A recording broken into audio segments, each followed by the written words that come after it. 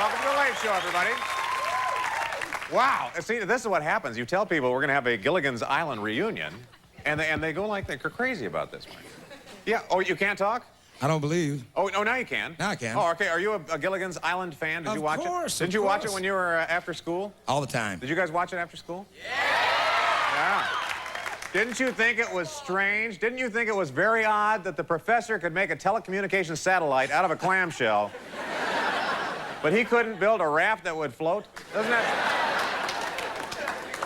And I wish, you know what I was hoping? I was hoping that when the show went off the air, they would have a Gilligan's Revenge, where Gilligan would go down and hunt down all those people who stopped by the island and then left without taking them with him. Now, let me tell you, if you're a Gilligan's Island fan, I know many of you are, you're going to take a little quiz here with me because I want to see how well you know the show.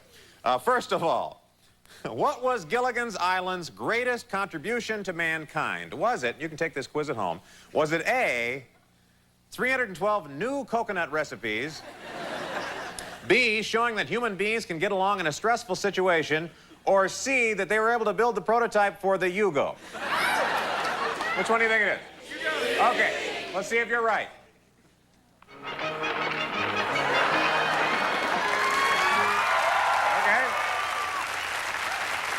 You're doing very well.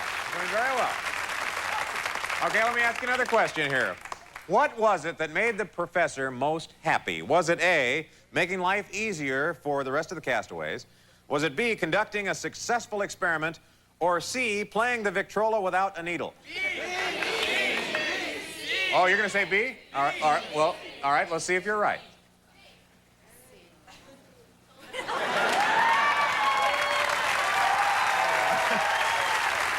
Okay, I'll give you one more. I'll give you one more. What did the castaways do when the food supply ran low? Did they A, try to survive on plant life, B, set more fishing nets, or C, eat Gilligan? Okay, let's check our answers. Everyone ready? Yes. Yes, yes. Yes. Go! All right.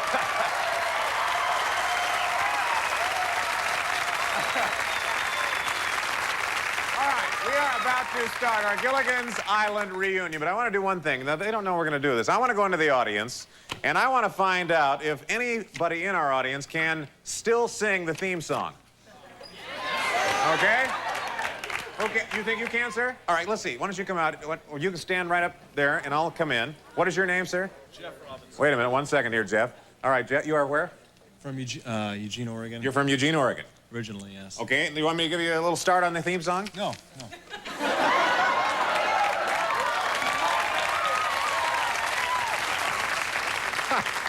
right, no, because I have the actual lyrics right here, and then we'll see how right you are.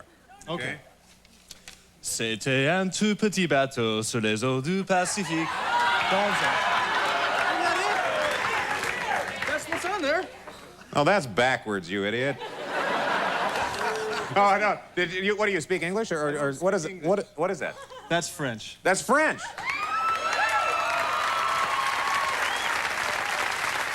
That was very impressive. That was very. Je suis. Sit down. Okay. How about anybody else? Does anybody else know? All right, somebody else? I'm gonna go right down. I'll go right down here. Okay. Come on out here. Come on out here next to me. Huh? Oh, sure. If that's the only way you sing, you want to sing together? Yes. Let's do it. All right. What is your name? Christina. And you are? Stacy. Okay. Why don't I have you face this way so everyone at home can see you? Do you want me to start you out, or do you want to? Do you know what? We can do it. Okay. You can do it? Yeah. Okay. I'm gonna put the mic right in the middle of you. Okay. 1, 2, 3. Just sit right back and you hear a tale of a fateful trip that started on this coffee port aboard this tiny ship. The faithful mighty sailor man, the skipper brave and sure. 5 passengers that sailed that day for a 3-hour tour. A 3-hour tour. The weather started getting rough. The tiny ship was tossed. If not for the courage of the fearless crew, the minnow would be lost. The minnow would be lost. Oh, yeah. So sit right back and you hear it. Oh, no. Oh, sorry. Oh, I'm sorry. You guys, wait a minute. First of all, let's give him a round of applause. That was very good. All right. I'll have you sit back. There is. Okay, let me, first of all, folks, that was very nice. You did a nice job. But there is the whole version. There is the whole version, and we have some people, some professionals, who can sing this. 976, sing. Just sit right back and you'll hear a tale of a fateful trip that started from this tropic port aboard this tiny ship.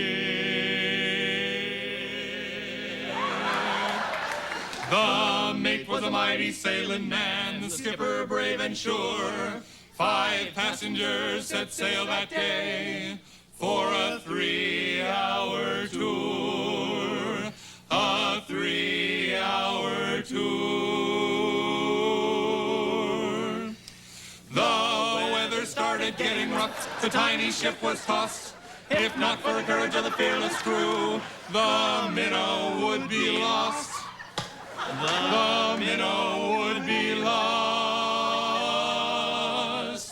The ship set ground on the shore of this uncharted desert isle, with Gilligan, the skipper too, the millionaire, and his wife, the movie star, the professor, and Mary Ann, here on Gilligan's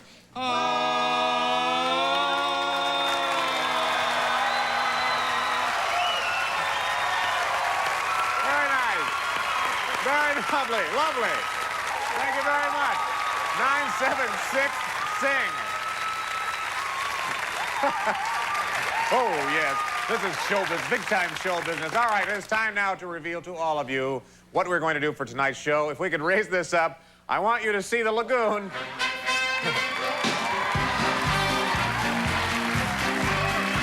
This is Gilligan's Island, and we'll be back with our Gilligan's Island reunion after this short break, folks. Stay with us.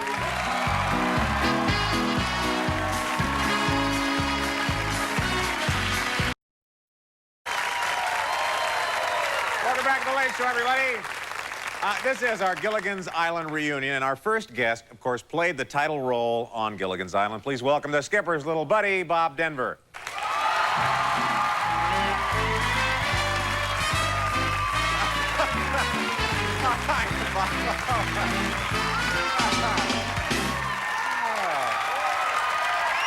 Oh, this is great.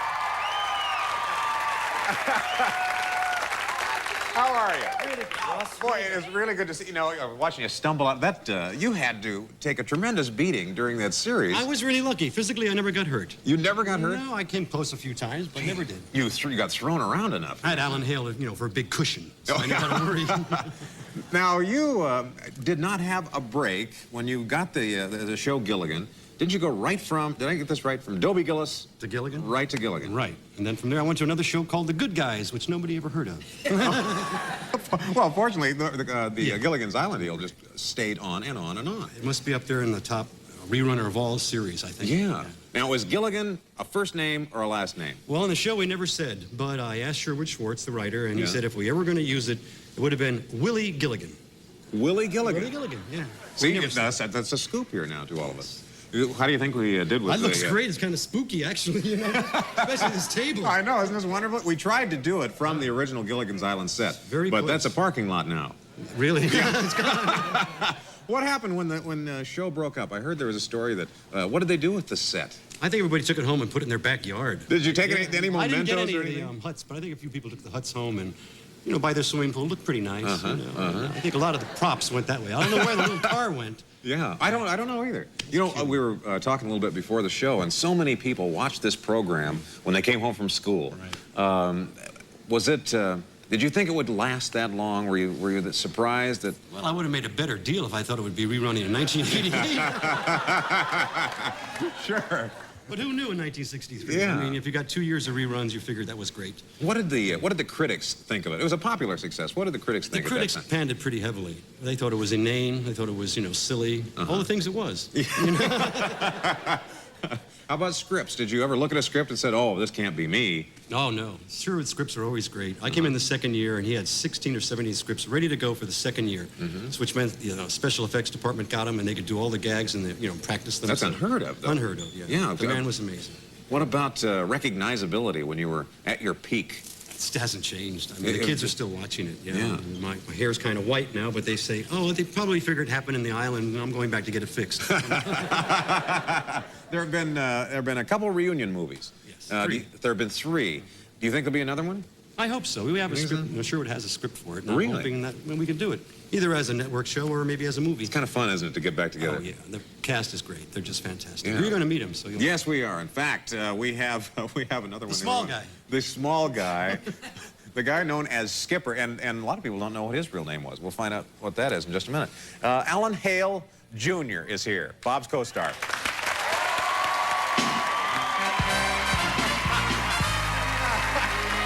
to see you.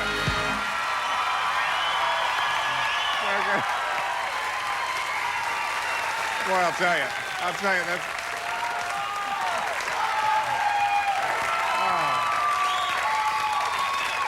You know, isn't this, it looks like you have not changed one day, honestly. Well, how nice a compliment. Well, I must say, the skipper has become my alter ego. Yeah, I guess. I'm one and the same now. The skipper is really, I'm for everybody, and I just think it's wonderful to get a reception like that. It's delightful. Isn't that nice? Thank you. Isn't that nice?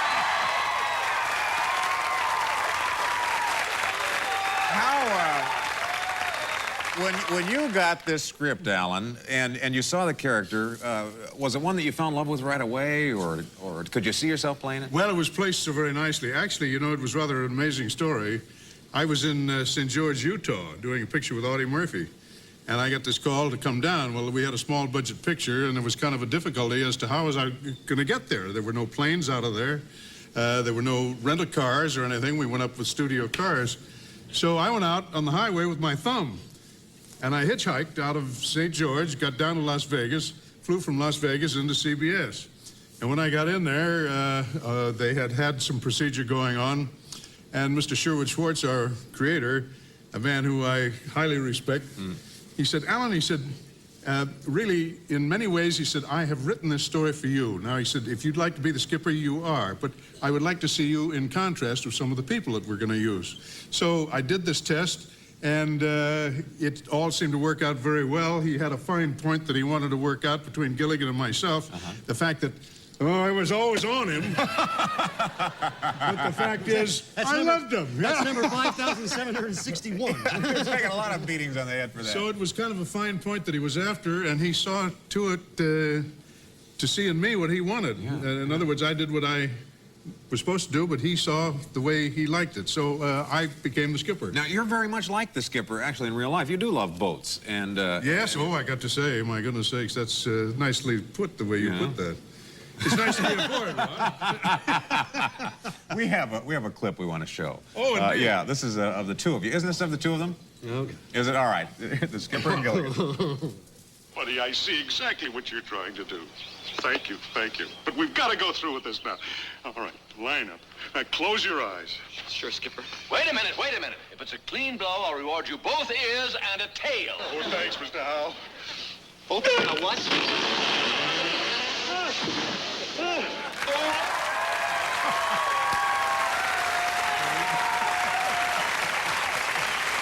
That's marvelous. That's marvelous.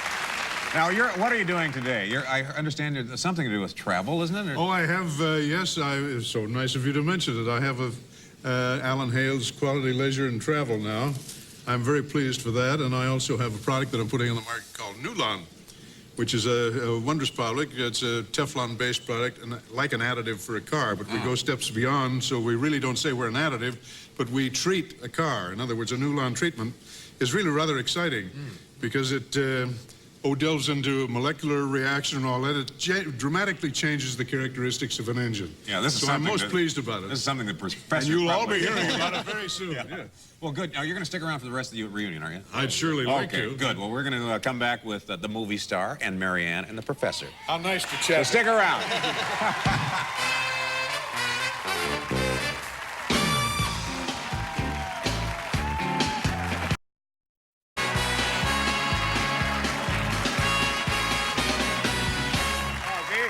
It's never sounded better, has it? I love it.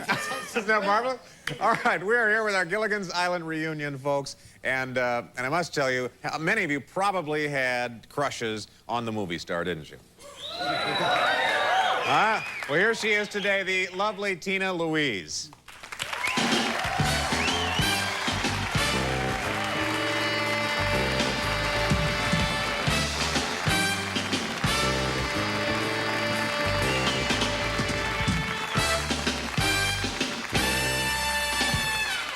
Thank you for being with us. Well, my pleasure. Yes, this Exciting. is it is kind of exciting, isn't it? It's exciting for us because we see you now after these many years. Mm-hmm. What did this show do for you?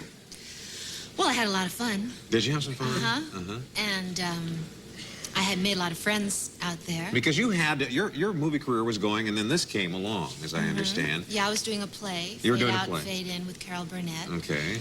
And one day I got a telephone call from Ethel Weinert, and she said, "Do you think that you could do sort of a Marilyn Monroe, Lucille Ball character?" Sure. And I said, "Yeah." And so I left Fade Out, Fade In, And that's how I it settled in. happened. Yeah. Thought it was going to last for 1 year, and I spent 3 years. 3 years in it. And- Now, you have gone on to other things. You have a new movie that's out now, don't you? Well, no, I have a film that I completed this summer called Okay. The Pool. When will that be ready for us to see? Well, you could see a little bit of it tonight. Okay, well, we You do play have a your clip, cards don't we? right. All right, well, do you need to set this up, Tina? See, I called her Tina. That's my name. Yeah, I know, but I want to call you Ginger. I feel like I should call you Ginger, like the skipper in Gilligan. So anyway, do you want to set this up for us, or? Well, I did the film this summer. It's been done by a new director. His name is Luis Ira, and we did it in Boston.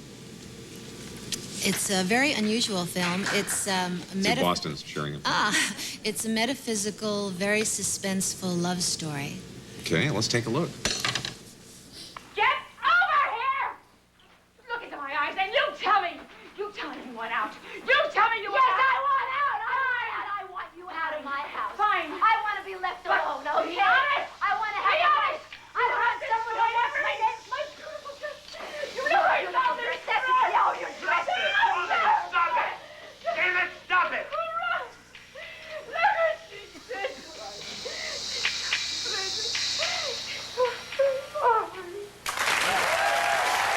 Much different.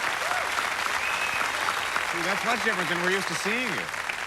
You don't really see the love story part in that scene. No, you tell us a love story, but that wasn't a lot of love going back and forth. No, but it's a story that goes backwards and forwards in time, and there's a young girl who plays my part at 16, and there's a little boy who plays the leading man's part. So it's quite interesting. I'm very excited about it.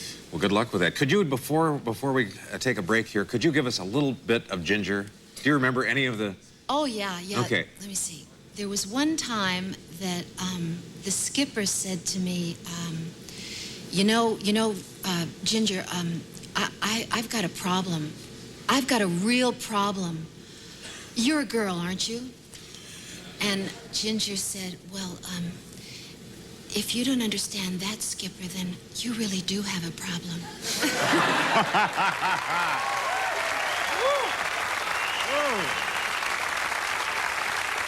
Well, thank you, Tina. You know, two more people who are on that ill-fated 3-hour cruise are with us.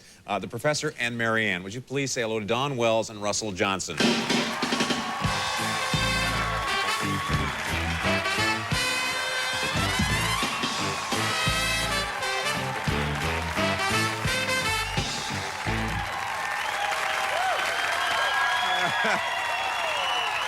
Welcome. That's very nice. Then this is something that Marianne would do. You were Yes. the baker of the clan. And it's edible, too. It is? It's not throwable, is it? No, we're not gonna throw it.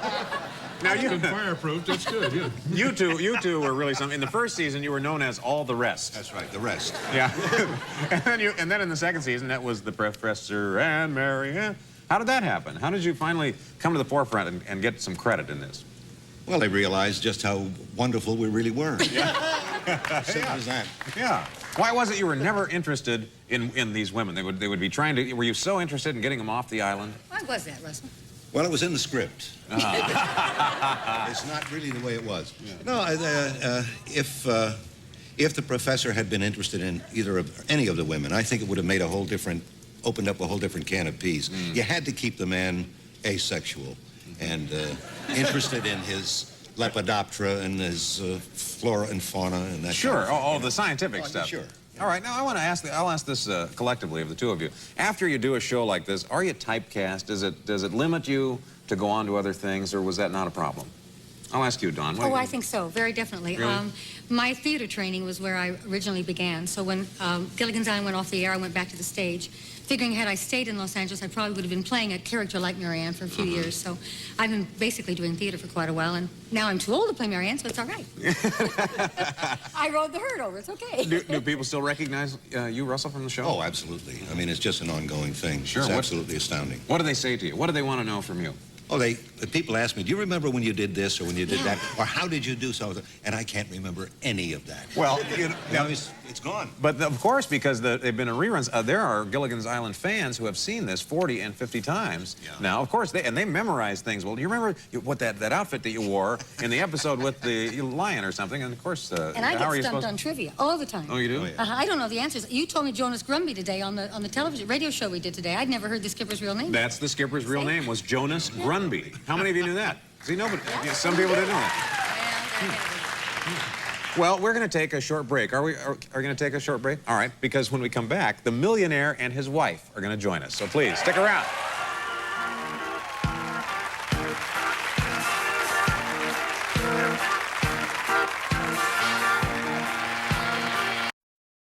Thank you, fellas. Welcome back to The Late Show. This is our Gilligan's Island reunion, and our next guest you will know from a couple of careers. If you don't know him as Thurston Howell III, you will know his voice as Mr. Magoo, and with him is the woman who played his wife, Lovey. Please welcome Jim Backus and Natalie SHAFER.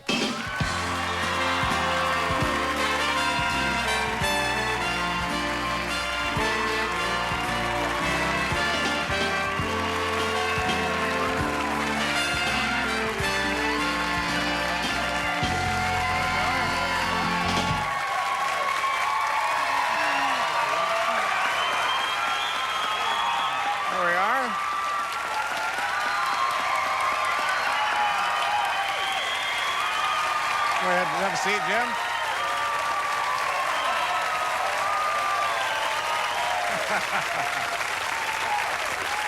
This fun? Isn't this fun? It's like going back to school. Yeah, it is like going back to school. This is ridiculous. Yeah, now, Jim, look at this. Jim has got lipstick all over him. You can't see it. Oh, he always had. Oh, did he always? Well, it's good to see you. Nice to be here. Now, what surprised me... This is ridiculous. What surprised me most about you, Natalie, is when we were talking backstage, you have a genuine, rich accent. She sure does. She does. Well, I have to have. It's in his book. It's in his book. Was this a fun deal for you? It was just fun. I adored it. We had such fun together, and we missed being... We worked so well together. All those years, we never had one word that was one crossword, one word, nothing. We agreed on everything. Did you really? And I learned to ad-lib from him. Now, did they do ad-lib much in the series? Yeah, a lot of that. Did you really? Just throw the script out the window? The words were so delightful. Yeah. Yeah, Sherwood's here. He is. Yes, we're going to talk with the creator in just a little while. Yeah. Now, how did you juggle being Mr. Magoo and the series all at one time? Well, it's very easy. Magoo, I did in about an hour. Just show me the figures of what I was supposed to do, and I'd do it. Really? Yeah. And the things that Magoo ad-libbed, and you couldn't hear were the things that were good, because a lot of Mr. Magoo is very dirty. Oh. I never thought to censor a cartoon. I say, oh, by George. I'm sorry I missed I it. like to mind by George. I'm curious how much money the Howells took on this 3-hour cruise, because you were trying to pay off everybody. Throughout that entire series, they had $100,000 for every cast member once, and $50,000 if Gilligan would carry something for you. And there were some things. These are things a Howell doesn't do. Howell never does any work requiring manual labor. Of course not. No. See, Howell is always first. First, last, and always. First, last, and always. A Howell is a servant to no man. Oh, God, say it again.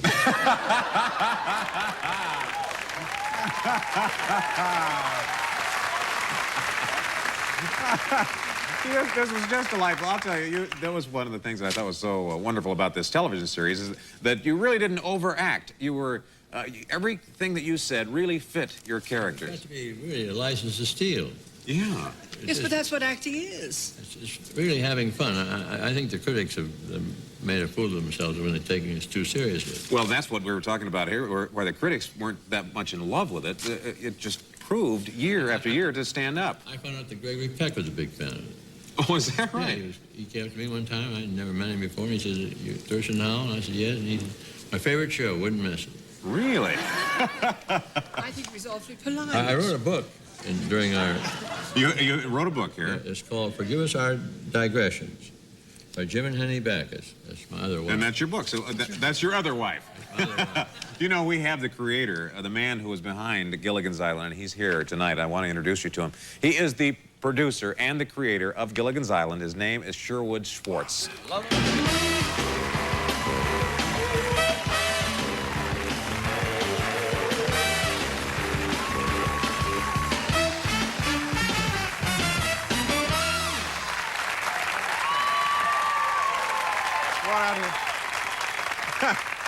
Sherwood, I'll tell you, everybody out here is just, they have glowing reviews about you. They all love you. Well, they're sensible people. Well, He's the Mary Poppins of Gilligan's Island. Ladies and gentlemen, what do you think of this cast, though? well, of course.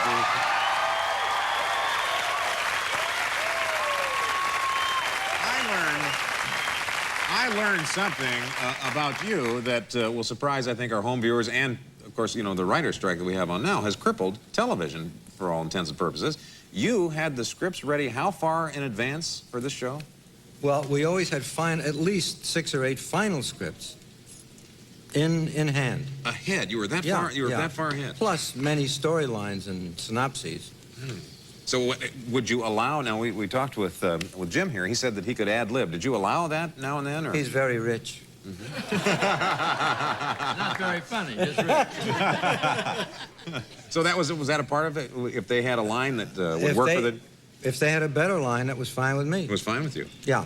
You know, I also asked them what episode they remembered most, and every one of the castaways said it was the lion episode. Do you remember that one? I certainly do. Would you describe what happened in the lion episode? We almost lost Bob Denver in that episode. Lion food. Lion food, yeah. That's What right. happened? Well, we had a great big real lion who was washed ashore. A lot of things got washed ashore. Yeah. And this lion was washed ashore, and Bob was terrified and hid in a hut and packed everything in the hut against the door so the lion couldn't get in. Sure. The only problem was the lion was in the bed in the hut. So then when he went to sit on the bed, he reaches back and begins to feel this furry something and takes a look and leaps off the bed. You cannot leap when there's a lion around. Oh, no, of course not. No. They don't like it.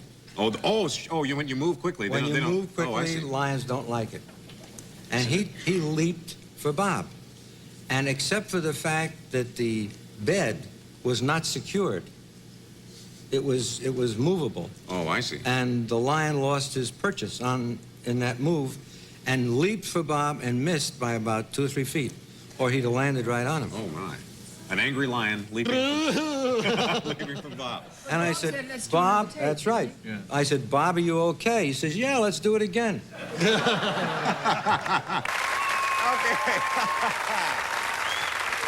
We're going to have more of our Gilligan's Island reunion right after this. Stay with us, folks.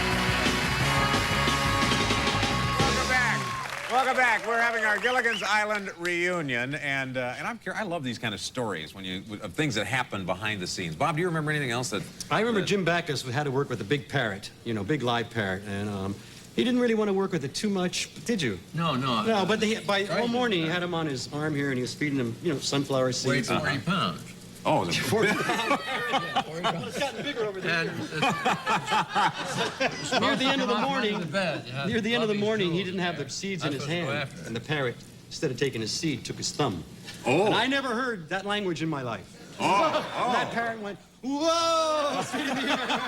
The only parrot gets residuals. I also heard there was a story that you fell out of a tree, Alan. Yes, that's right. There was a branch that was supposed to kind of break a little and throw me and so forth and so on. Well, it broke a little, but it broke at the wrong time. And so I was 12 feet up in the air, and I fell out of the tree backwards, and of course broke my fall with my right wrist, so to speak, and it fractured my wrist, but I finished the season, and then I went to see the Churchill Downs, as would be the Kentucky Derby, and I had this big cast on my arm. And, of course, my dear little lady had to wear a football helmet at night because every time I rolled over, it bang her on the head. So she was doing Gilligan all over again. You know, I've got some questions. These are trivia questions. I'd love to ask some of you, if you don't mind. We'll try. Now, Sherwood, you probably know the answers to these. Maybe. All right, we'll Maybe see. not. We'll see. How many college degrees did the professor have? Oh, you're really getting hard. Yeah, this is a tough question. Russ. Do you know that?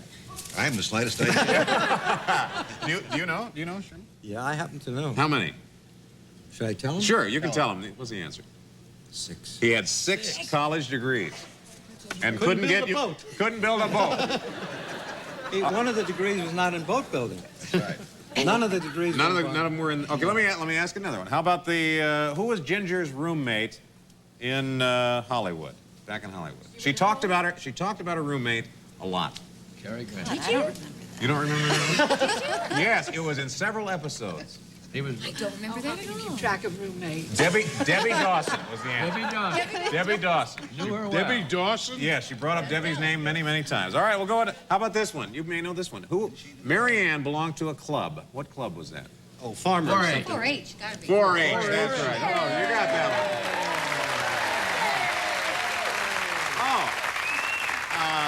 Oh, I'll put Bob on the spot then. You had a pet back home, and it was a turtle. Do you remember the turtle's name? Walter. No, it was Herman. Herman. Wow, you're 2 for 2. That's very good. Now this one I think is too hard. Unless maybe you know this one. Lovey, what was the perfume that you used? Yeah, that's really tough. I never used anything but tea rose. Tea Rose. Tea Rose. It may have been, but you also used one called Gold Dust. Oh, well, of course, I had to use that.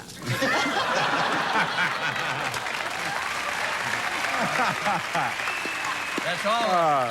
Yeah. Oh, okay. All right, I'll ask you another one. This one. Do you know where you kept your money? In which banks, Mr. Howell? This is Chase National and Fort Knox. This is really funny. He kept it in the first, second, and third national banks. I like that one. How many blankets were on board the Minnow? Do you remember, Alan? Well, we had a blanket policy. We had... Do you remember this? Gee, I don't know what, 5 blankets. Missed by 7 of one. us and 4. 5 There were 4 blankets, and they did everything with 4 blankets. I'll tell you. blankets plus blanket fives. No, well, not quite everything, but enough for their cabin anyway. I'll tell you, this has been a lot of fun, you guys. This has been delightful for all of us to see all of you back in one arena again, and we thank all of you so much. Russell Johnson, thank you very much. Dawn Wells, Sherwood Schwartz, nice to see you. Jim Backus, good to have you here.